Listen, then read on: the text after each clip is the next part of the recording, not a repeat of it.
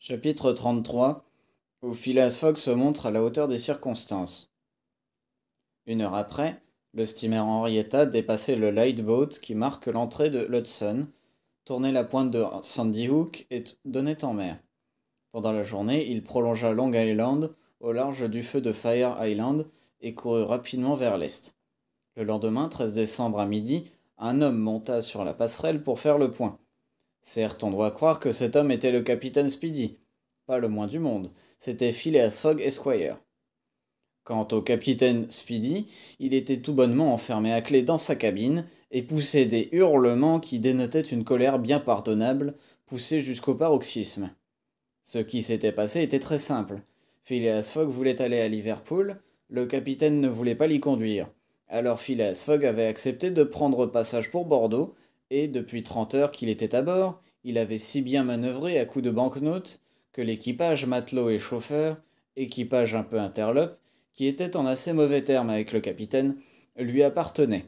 Et voilà pourquoi Phileas Fogg commandait au lieu et place du capitaine Speedy, pourquoi le capitaine était enfermé dans sa cabine, et pourquoi enfin l'Henrietta se dirigeait vers Liverpool. Seulement, il était très clair, à voir manœuvrer M. Fogg, que M. Fogg avait été marin.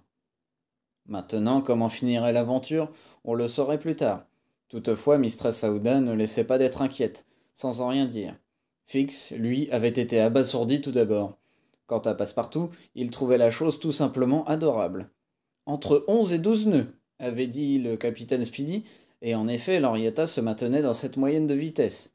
Si donc, que de si encore, si donc la mer ne devenait pas trop mauvaise, si le vent ne sautait pas dans l'est, s'il ne survenait aucune avarie au bâtiment, aucun accident à la machine, l'Henrietta, dans les 9 jours comptés du 12 décembre au 21, pouvait franchir les 3000 milles qui séparent New York de Liverpool.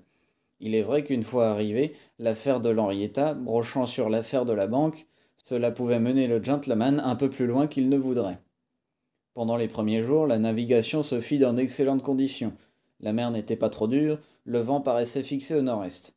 Les voiles furent établies et sous ses goélettes, l'Henrietta marcha comme un vrai transatlantique. Passepartout était enchanté. Le dernier exploit de son maître, dont il ne voulait pas voir les conséquences, l'enthousiasmait. Jamais l'équipage n'avait vu un garçon plus gai, plus agile.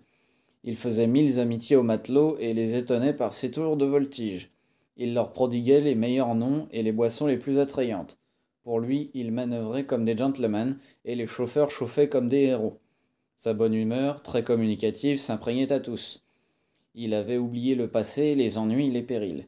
Il ne songeait qu'à ce but, si près d'être atteint, et parfois il bouillait d'impatience comme s'il eût été chauffé par les fourneaux de l'Orietta. Souvent aussi, le digne garçon tournait autour de Fix. Il le regardait d'un œil qui en disait long.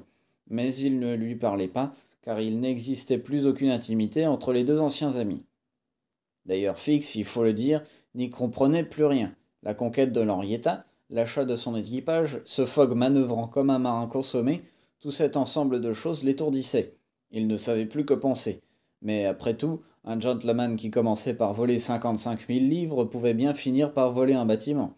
Et Fix fut naturellement amené à croire que l'Henrietta, dirigée par Fogg, n'allait point du tout à Liverpool, mais dans quelques points du monde où le voleur, devenu pirate, se mettrait tranquillement en sûreté. Cette hypothèse, il faut bien l'avouer, était on ne peut plus plausible, et le détective commençait à regretter très sérieusement de s'être embarqué dans cette affaire. Quant au capitaine Speedy, il continuait à hurler dans sa cabine, et Passepartout, chargé de pourvoir à sa nourriture, ne le faisait qu'en prenant les plus grandes précautions, quelque vigoureux qu'il fût. Monsieur Fogg, lui, n'avait plus même l'air de se douter qu'il y eût un capitaine à bord. Le 13, on passe sur la queue du banc de Terre-Neuve. Ce sont là de mauvais parages. Pendant l'hiver, surtout, les brumes y sont fréquentes, les coups de vent redoutables. Depuis la veille, le baromètre, brusquement affaissé, faisait pressentir un changement prochain dans l'atmosphère. En effet, pendant la nuit, la température se modifia, le froid devint plus vif, et en même temps le vent sauta dans le sud-est. C'était un contretemps. Monsieur Fogg, afin de ne point s'écarter de sa route, dut serrer ses voiles et forcer de vapeur. Néanmoins, la marche du navire fut ralentie, attendu l'état de la mer, dont les longues lames brisaient contre son étrave.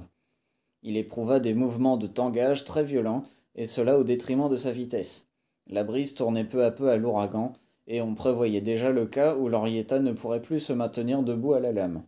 Or, s'il fallait fuir, c'était l'inconnu avec toutes ses mauvaises chances. Le visage de Passepartout se rembrunit en même temps que le ciel, et pendant 2 jours, l'honnête garçon éprouva de mortelles transes. Mais Phileas Fogg était un marin hardi, qui savait tenir tête à la mer, et il fit toujours route, même sans se mettre sous petite vapeur. L'Henrietta, quant à elle, ne pouvait s'élever à la lame, passait au travers, et son pont était balayé en grand, mais elle passait. Quelquefois aussi, l'hélice émergeait, battant l'air de ses branches affolées, lorsqu'une montagne d'eau soulevait l'arrière hors des flots. Mais le navire allait toujours de l'avant. Toutefois, le vent ne fraîchit pas autant qu'on aurait pu le craindre. Ce ne fut pas un de ces ouragans qui passent avec une vitesse de 90 milles à l'heure. Il se tint au grand frais, mais malheureusement il souffla avec obstination de la partie du sud-est et ne permit pas de faire de la toile. Et cependant, ainsi qu'on va le voir, il eût été bien utile de venir en aide à la vapeur. Le 16 décembre, c'était le 75e jour écoulé depuis le départ de Londres. En somme, l'Henrietta n'avait pas encore un retard inquiétant. La moitié de la traversée était à peu près faite, et les plus mauvais parages avaient été franchis. En été, on eût répandu du succès. En hiver, on était à la merci de la mauvaise saison. Passepartout ne se prononçait pas. Au fond, il avait espoir, et si le vent faisait défaut, du moins il comptait sur la vapeur. Or, ce jour-là, le mécanicien étant monté sur le pont, rencontra Mr. Fogg et s'entretint assez vivement avec lui. Sans savoir pourquoi, par un pressentiment sans doute, Passepartout éprouva comme une vague inquiétude. Il eût donné une de ses oreilles pour entendre de l'autre ce qui se disait là. Cependant, il put saisir quelques mots, ceux-ci entre autres prononcés par son maître. Vous êtes certain de ce que vous avancez? Certain, monsieur, répondit le mécanicien. N'oubliez pas que depuis notre départ, nous chauffons avec tous nos fourneaux allumés, et si nous avions assez de charbon pour aller à la petite vapeur de New York à Bordeaux, nous n'en avons pas assez pour aller à toute vapeur de New York à Liverpool. J'aviserai, répondit Monsieur Fogg. Passepartout avait compris. Il fut pris d'une inquiétude mortelle. Le charbon allait manquer. Ah, si mon maître part celle-là, se dit-il, décidément ce sera un fameux homme. Et ayant rencontré Fix, il ne put s'empêcher de le mettre au courant de la situation. Alors, lui répondit l'agent les dents serrées, vous croyez que nous allons à Liverpool? Parbleu.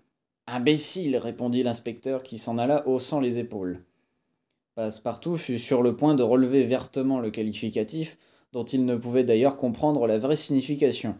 Mais il se dit que l'infortuné Fix devait être très désappointé, très humilié dans son amour-propre, après avoir si maladroitement suivi une fausse piste autour du monde, et il passa condamnation. Et maintenant, quel parti allait prendre Phileas Fogg? Cela était difficile à imaginer. Cependant, il paraît que le flegmatique gentleman en prit un, car le soir même, il fit venir le mécanicien et lui dit poussez les feux et faites route jusqu'à complet épuisement du combustible. Quelques instants après, la cheminée de l'Henrietta vomissait des torrents de fumée.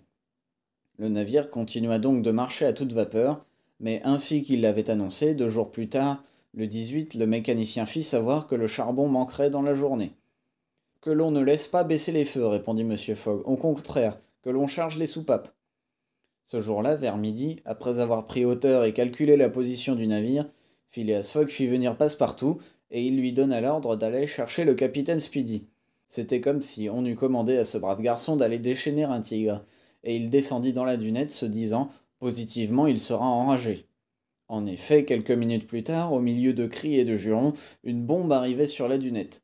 Cette bombe, c'était le capitaine Speedy. Il était évident qu'elle allait éclater. Où sommes-nous? Telles furent les premières paroles qu'il prononça au milieu des suffocations de la colère, et certes, pour peu que le digne homme eût été apoplectique, il n'en serait jamais revenu. Où sommes-nous? Répéta-t-il la face congestionnée. À 770 milles de Liverpool, 300 lieues, répondit Mr. Fogg avec un calme imperturbable. Pirate! S'écria Andrew Speedy. Je vous ai fait venir, monsieur. Écumeur de mer! Monsieur, répondit Phileas Fogg, pour vous prier de me vendre votre navire. Non, de par tous les diables, non! C'est que je vais être obligé de le brûler. Brûler mon navire? Oui, du moins dans l'océan, car nous manquons de combustible. Brûlez mon navire, s'écria le capitaine Speedy qui ne pouvait même plus prononcer les syllabes. Un navire qui vaut 50 000 dollars, 250 000 francs. En voici 60 000, 300 000 francs, répondit Phileas Fogg en offrant au capitaine une liasse de banknotes. Cela fit un effet prodigieux sur Andrew Speedy. On n'est pas américain sans que la vue de 60 000 dollars vous cause une certaine émotion. Le capitaine oublia en un instant sa colère, son emprisonnement, tous ses griefs contre son passager. Son navire avait 20 ans, cela pouvait devenir une affaire d'or. La bombe ne pouvait déjà plus éclater. Monsieur Fogg en avait arraché la mèche. Et la coque en fer me restera, dit-il d'un ton singulièrement adouci. La coque en fer et la machine, monsieur. Est-ce conclu? Conclu.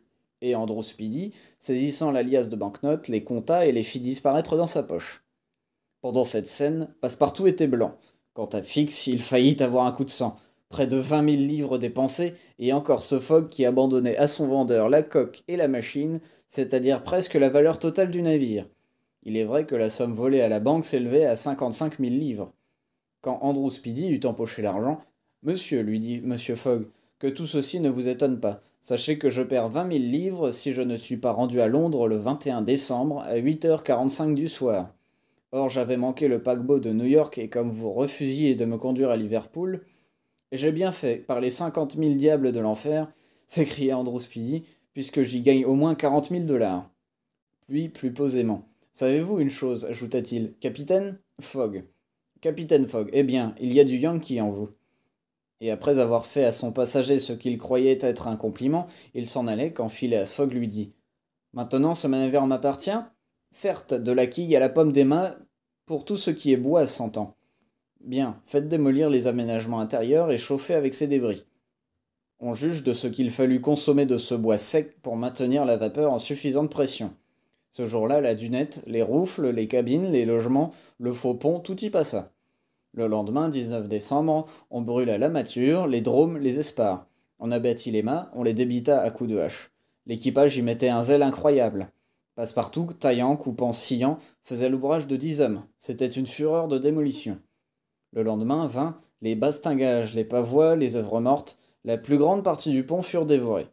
L'Henrietta n'était plus qu'un bâtiment rasé comme un ponton. Mais ce jour-là, on avait eu connaissance de la côte d'Irlande et du feu de Fastenay. Toutefois, à 10 heures du soir, le navire n'était encore que par le travers de Queenstown.